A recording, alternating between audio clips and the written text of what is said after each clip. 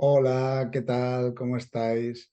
Ahora hoy os voy a hablar sobre el informe Kissinger. Para quien no lo sepa, Henry Kissinger primero era un secretario de defensa y luego fue secretario de Estado. Era consejero de defensa y, y luego fue secretario de Estado con los presidentes Ford y Nixon. O sea, era un tipo importante. Se encargaba lo que aquí se denomina los trabajos de fontanería en el exterior, ¿vale? Del gobierno americano. Y como tal, fijaros, para que veáis el poder de este tipo o cómo se las gastaba, voy a intentar ser un poquito suave aquí, pero para que os hagáis una idea quién era Henry Kissinger y de la importancia que tenía él durante muchos años y que ha tenido.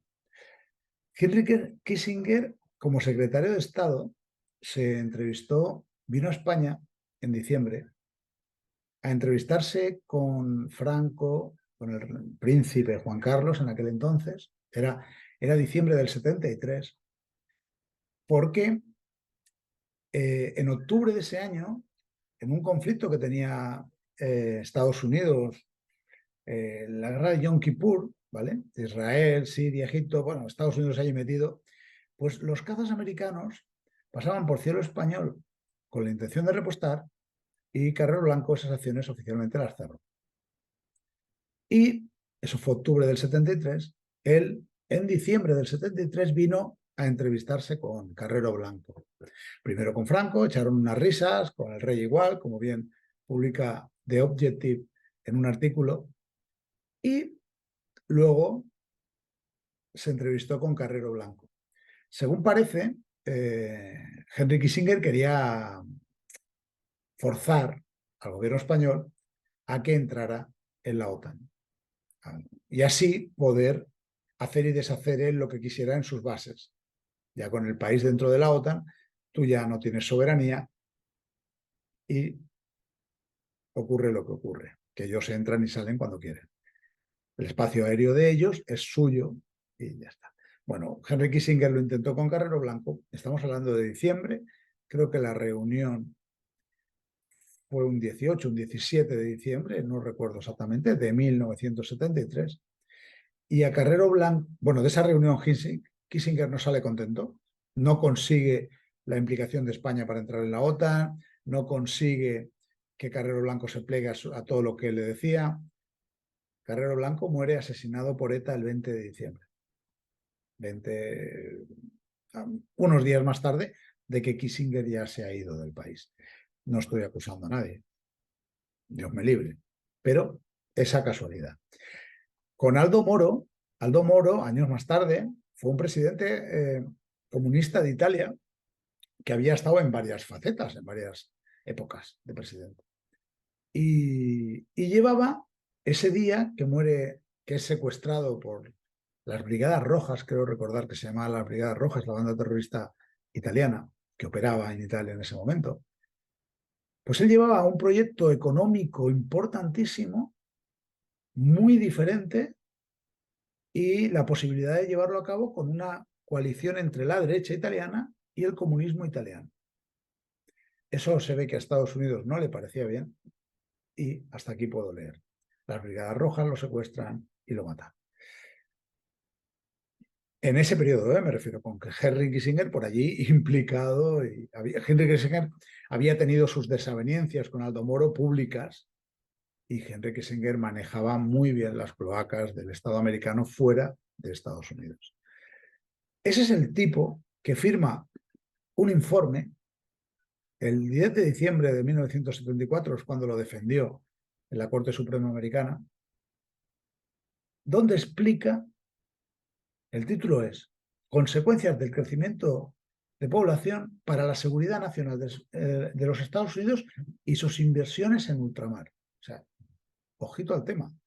Él no se anda por las ramas y traslada su preocupación por el alto índice de natalidad en determinados países desde la Segunda Guerra Mundial, sobre todo en los países ricos y también en los pobres, porque claro, con una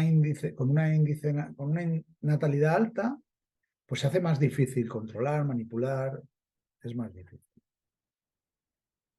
Fíjate que en todo el informe él va detallando problemas, la inestabilidad resultante puede socavar las condiciones de expansión de la producción y flujo sostenible de tales recursos. O sea, ¿la inestabilidad resultante de qué? De la alta población.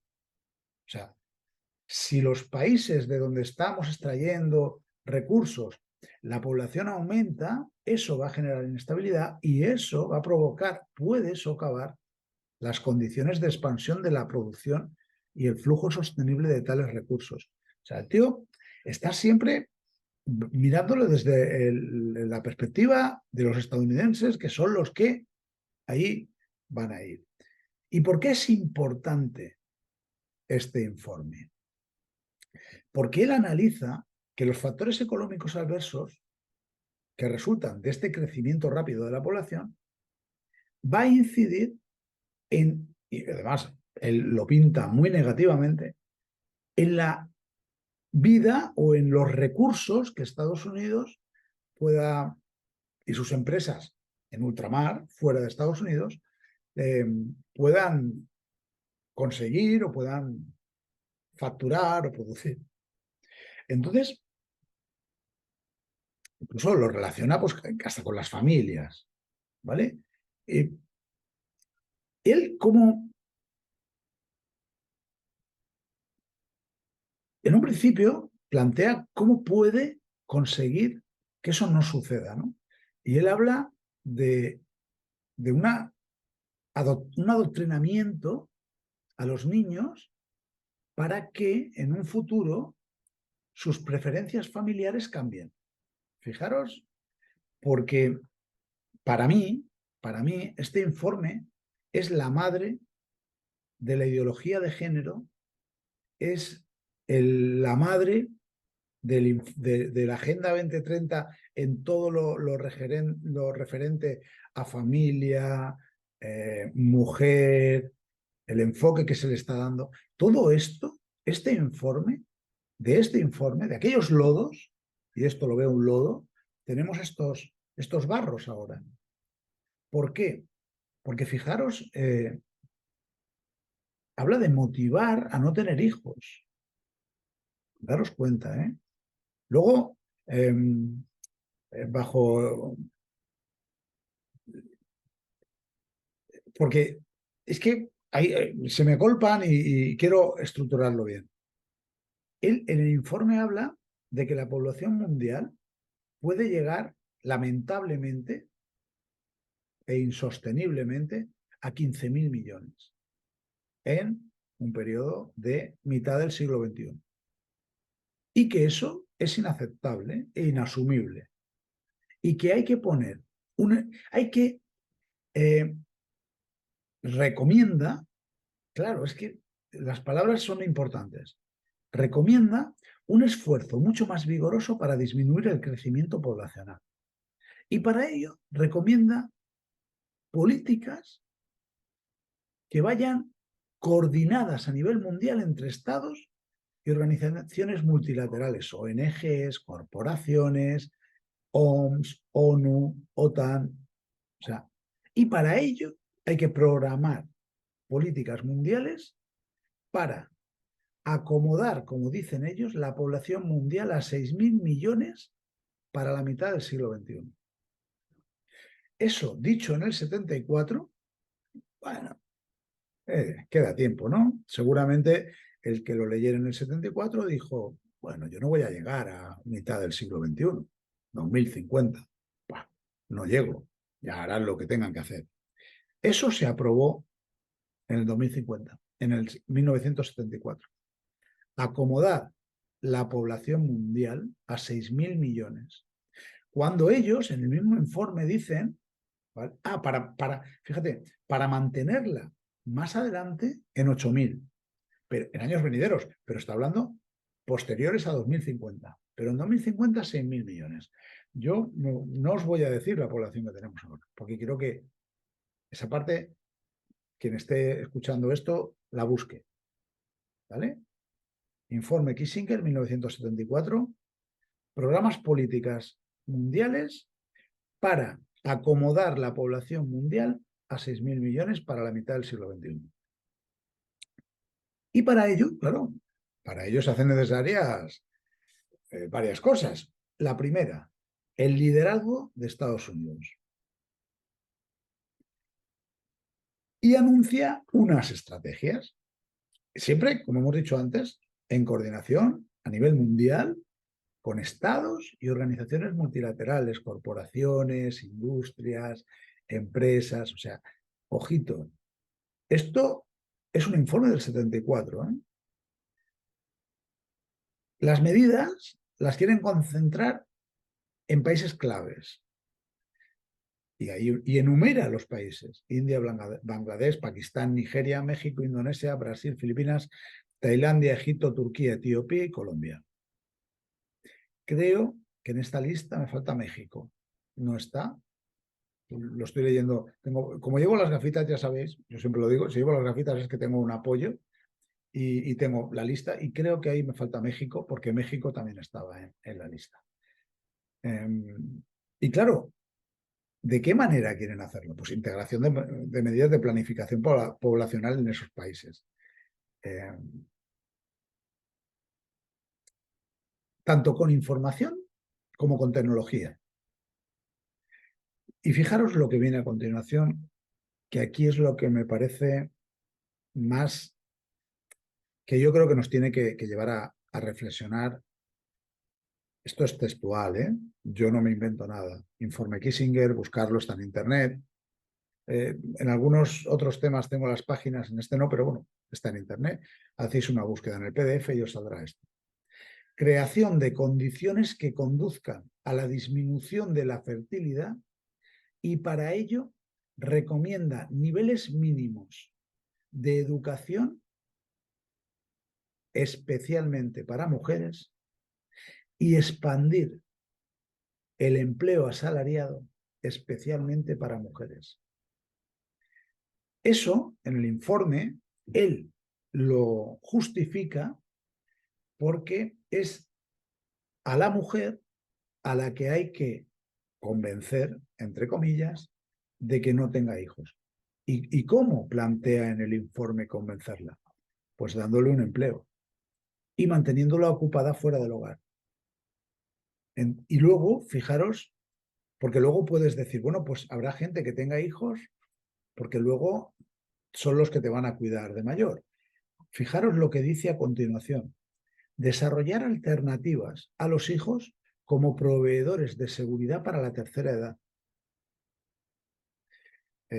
Yo no digo que haya una buena intención, pero yo no la veo, de verdad. Yo no la veo.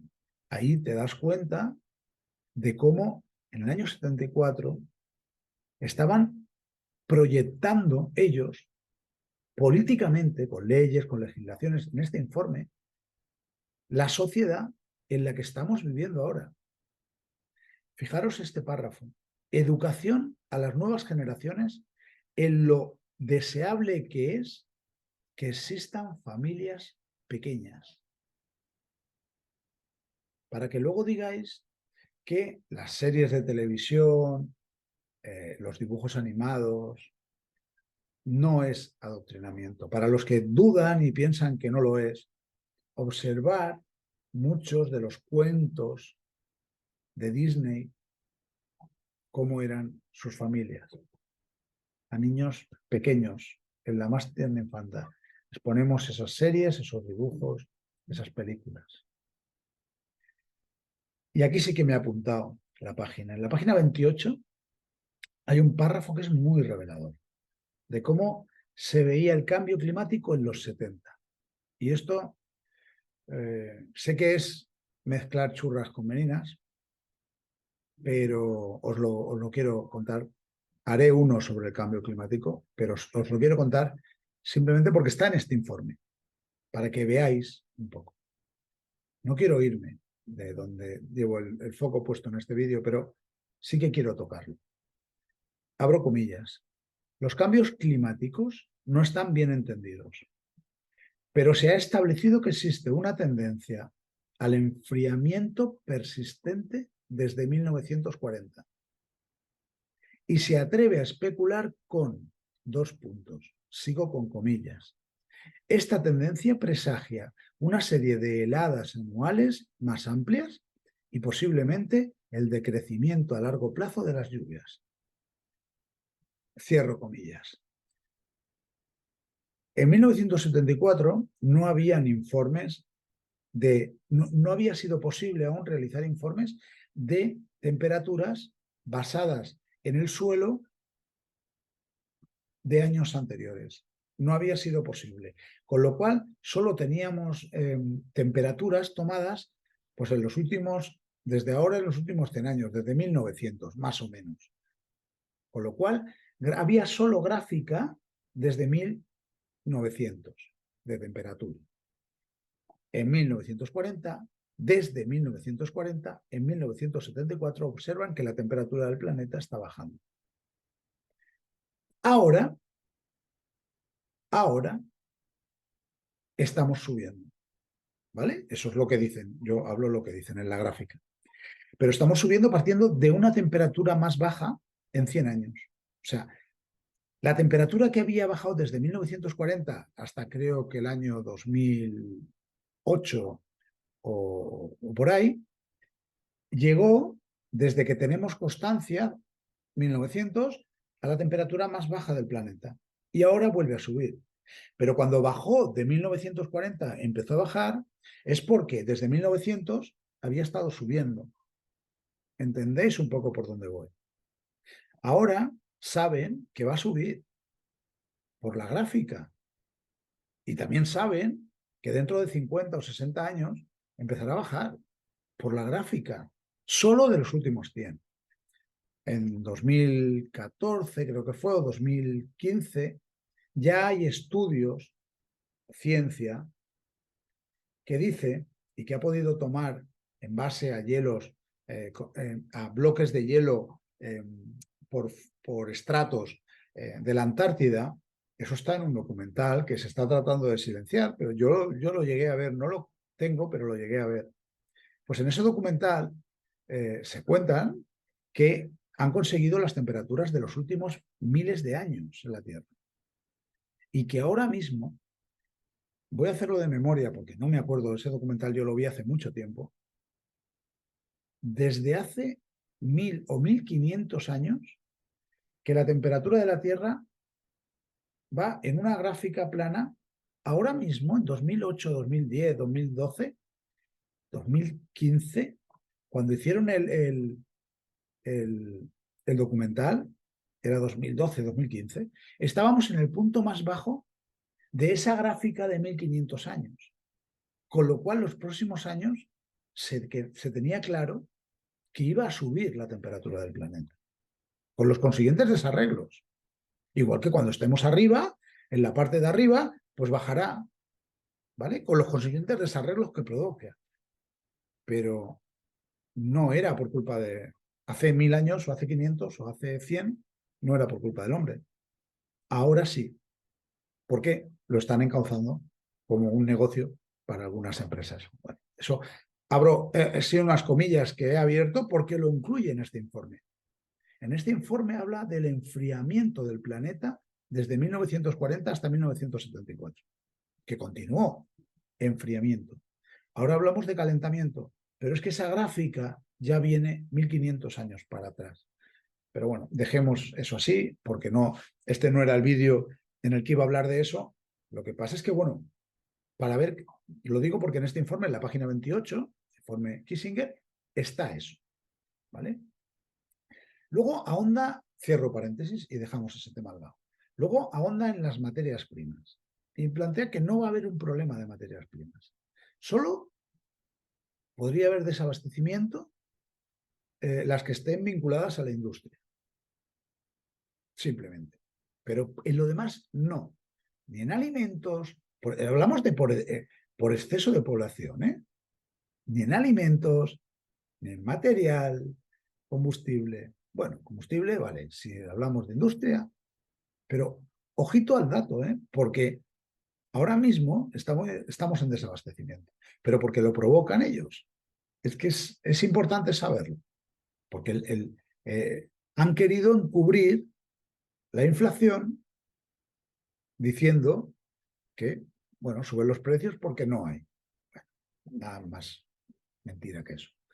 Entonces, el impacto del crecimiento poblacional en el desarrollo económico, ellos lo definen así.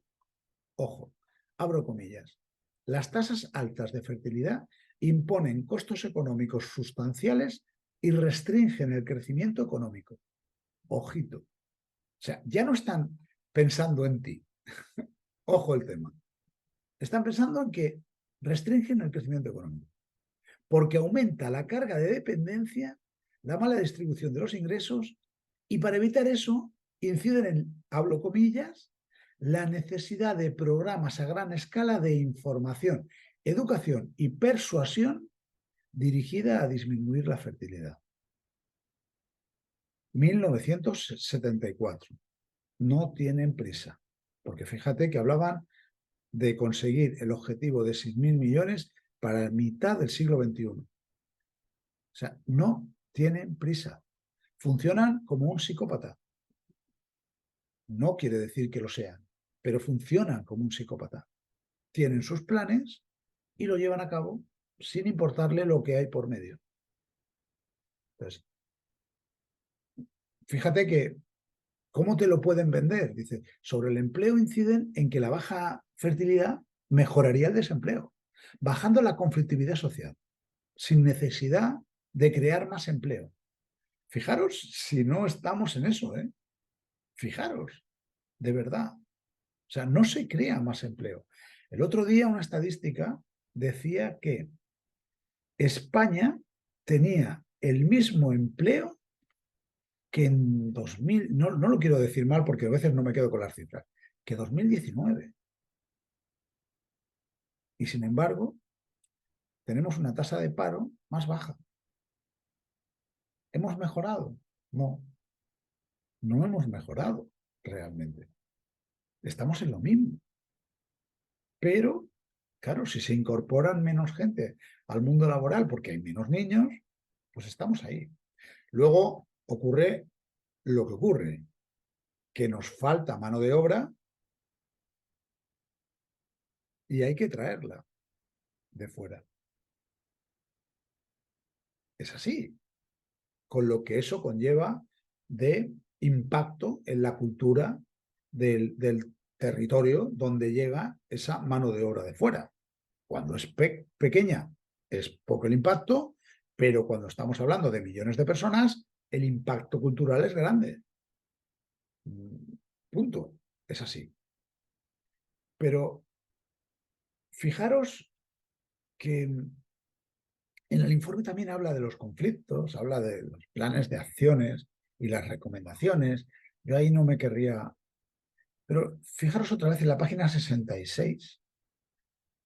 Habla sobre lo adecuado de educar a la mujer en la baja fertilidad.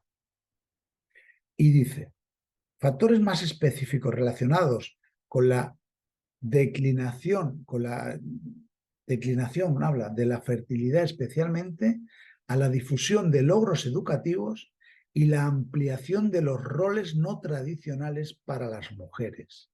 Repito, la ampliación de los roles no tradicionales para las mujeres. Esto está en un informe de un secretario de Estado del gobierno americano, un tío con peso.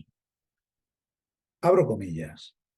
Para la mujer, el trabajo fuera de casa ofrece una alternativa al casamiento temprano y también al tener hijos.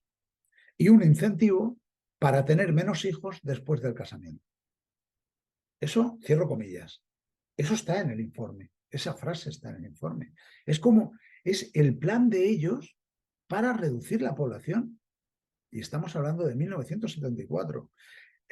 ¿No os veis en esta sociedad así?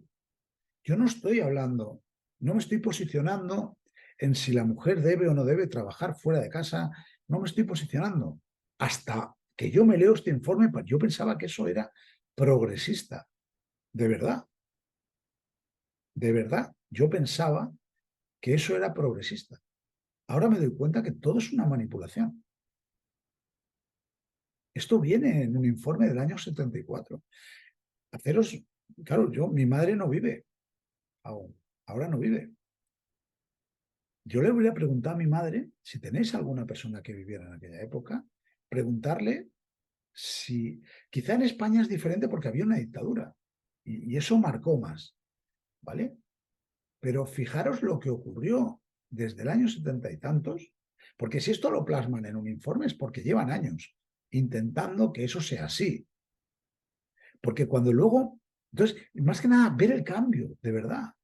El cambio de la sociedad, de las familias, cómo nos han educado desde los colegios, desde lo bueno incluso que era el divorcio, cómo en películas se vendía eso, cómo los hogares se vendían así, monofamiliares, un padre con un hijo, o un padre simplemente con un niño y una niña, o como mucho con tres. Tres ya es considerado familia numerosa en España. 3 hijos, con todos los beneficios que eso tiene. Y los incentivos, y hablando de incentivos, en la India se daba dinero para que los hombres se realizaran la vasectomía. Estamos hablando de hace unos años. O sea, daros cuenta cómo esos incentivos, esas políticas, al final nos hacen crearnos una sociedad que creemos que es libre y está totalmente dirigida. En el informe se le insta a organizaciones supranacionales como la OMS, el Banco Mundial, el FMI, la OTAN, para que tenga un enfoque más persuasivo a través de la salud y no solo de la fertilidad. ¿Qué está queriendo decir ahí? O sea, que te vendan que va a ser mejor para ti por la salud que no tengas hijos, o que te sometas a una vasectomía, o que te sometas a un vaciado en el caso de la mujer. Fijaros que luego ese enfoque más persuasivo es textualmente lo que pone, luego eso viene acompañado con ayudas a esos estudios que beneficien esos informes. ¿Me entiendes? Todos los estudios que beneficien ese enfoque más persuasivo de la baja fertilidad van a ir financiados, con lo cual los médicos van a incidir sobre esos enfoques, porque buscarán financiación. ¿No suena a algo de lo que ha ocurrido hace poco, por no nombrarlo? ¿No suena? Si yo quiero ese enfoque y todos los estudios que voy a premiar con mi subvención, quiero que vayan con un enfoque determinado, los investigadores, en cifras a lo mejor de 100 a 1, van a trabajar en ese enfoque. Y si luego yo encima consigo que ese otro que no ha trabajado en mi enfoque lo denigro y lo fusilo socialmente, pues ya me diréis, con nuestro dinero, financiando el enfoque más persuasivo a través de la salud y no solo de la fertilidad, para que baje el índice de natalidad. Y también habla de adoctrinamiento, también habla concentración en la educación y adoctrinamiento de la generación de niños en crecimiento respecto a lo preferible de un tamaño de familia menor. Cierro comillas. Informe Kissinger, año 1974. Abro comillas. Convencer a las masas poblacionales que es para su ventaja individual e interés nacional tener un promedio solo de 3 y después solo de 2, para más tarde solo de 1. Yo, cuando leí esto, cierro comillas, yo cuando leí esto me quedé preocupado. Me quedé preocupado porque verdaderamente nuestros impuestos, nuestro dinero, va para esto. Claro, En España lo hemos, y voy a decirlo por lo menos desde mi opinión, esto es opinión, lo que voy a dar ahora, lo hemos sufrido. Mientras en la sanidad pública hay enfermedades que no cubre la sanidad pública, con nuestros impuestos se paga la sanidad pública, no es gratis, mientras con nuestros impuestos en la sanidad pública hay enfermedades que no cubren, un ministerio como el de Igualdad, que me da igual quién lo gestione, recibe 6.000 millones anuales para esto, para aumentar este enfoque.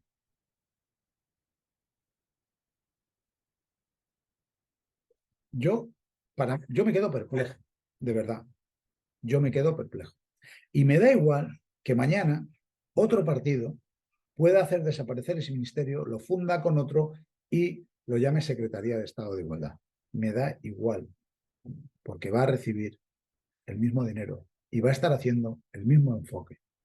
Porque hemos firmado en la Agenda 2030 que vamos a hacer el enfoque que nos marca el informe Kissinger del año 74.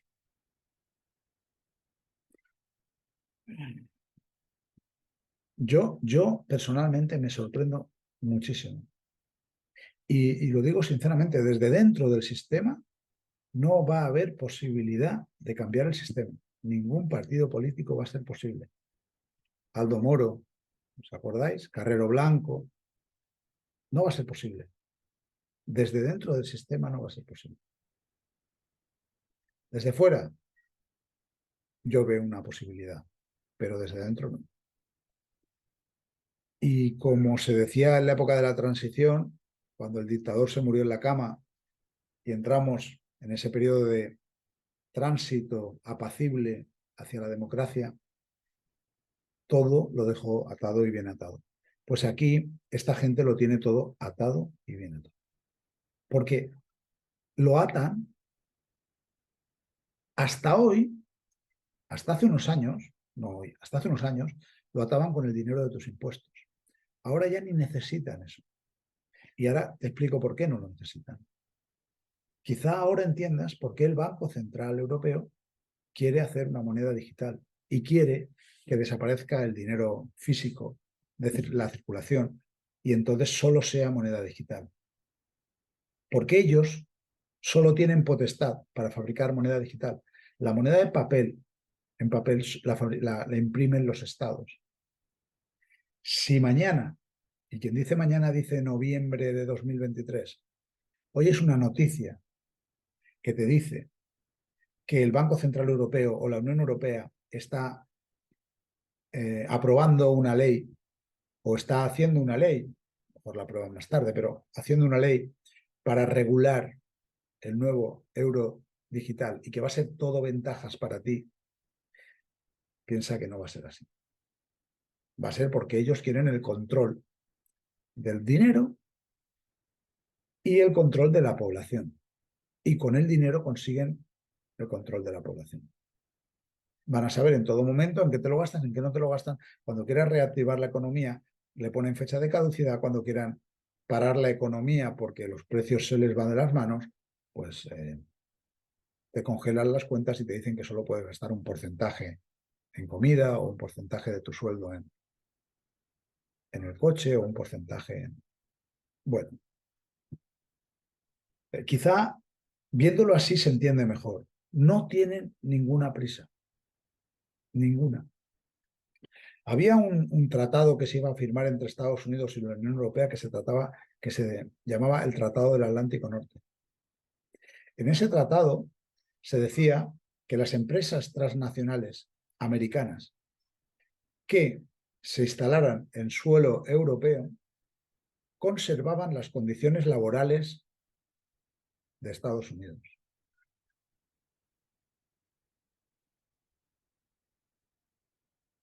Eran como pequeñas embajadas del país. No quiere decir que se traen sus trabajadores de allí, que también pueden hacerlo, sino que si tú quieres entrar a trabajar en una empresa de Estados Unidos, instalada en tu país, las condiciones laborales que se aplican son las del país de origen, las de Estados Unidos. Eso estaba incluido en el Tratado del Atlántico Norte. No recuerdo cómo se llamaba el tratado aquel. Comercio del Atlántico Norte o bueno, algo así. Daros cuenta de la importancia que tiene esto. Aquello causó un revuelo y se paró. No tienen ninguna prisa.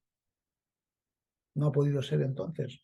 ¿Os acordáis aquella Eurovegas que se iba a hacer en Madrid?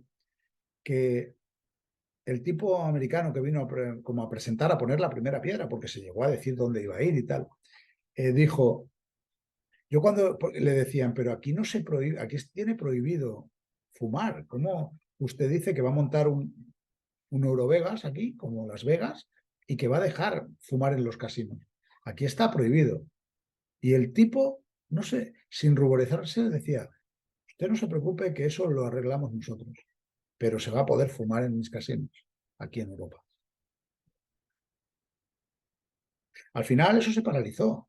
Se paralizó la ley, el tratado ese, y se paralizó el Eurovegas. ¿Crees que tienen prisa? No. Saben que tarde o temprano va a ser así.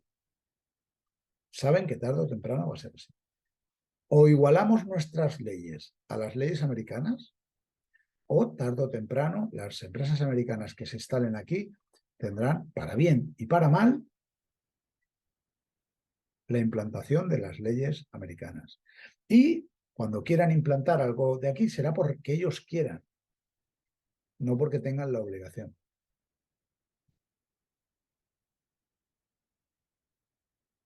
Es muy importante este informe, es muy importante este informe Kissinger, para entender, eh, porque, sobre todo porque es un viaje en el tiempo.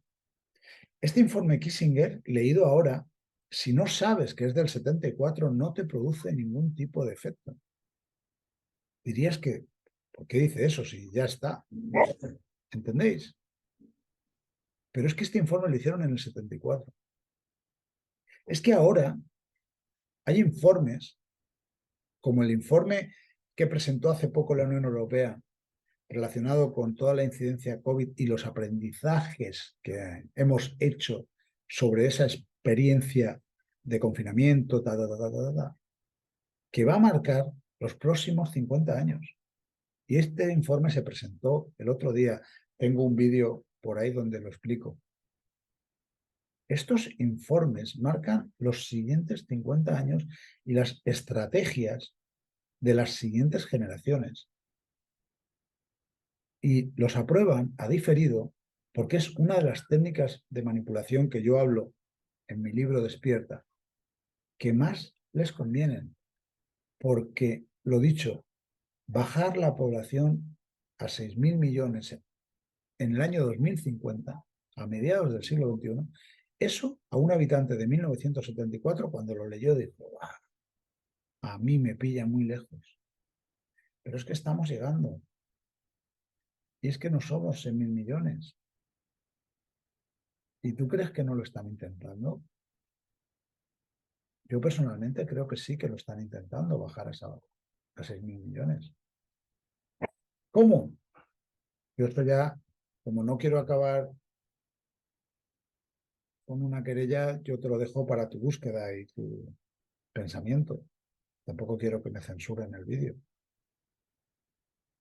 Pero daros cuenta que esto estaba en un informe de uno de los políticos más importantes de su época y de varias épocas, porque este tío estaba ahí, que fue secretario de Defensa y secretario de Estado con dos presidentes, Nixon y Ford, que tuvo una importancia en la transición española, vamos a dejarlo ahí, que ya os he contado al principio del vídeo, y que tuvo mucha importancia en que Italia no diera un giro y una deriva hacia una mayor libertad y un diferente tratamiento legal a sus ciudadanos.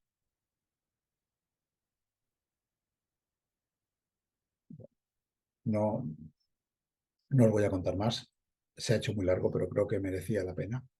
Os mando un abrazo enorme. Os amo. Gracias por llegar hasta aquí.